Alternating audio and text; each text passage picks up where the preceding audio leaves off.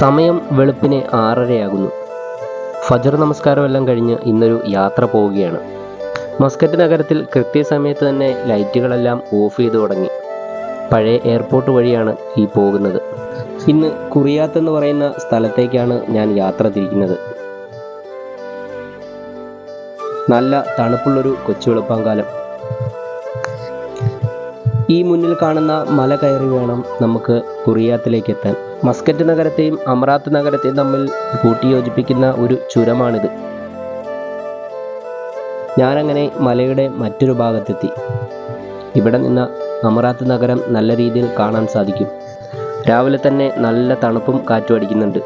വാഹനം സൈഡിലേക്ക് ഒതുക്കി ഞാൻ കുറച്ചു നേരം കാഴ്ചകളൊക്കെ കണ്ടിങ്ങനെ നിന്നു.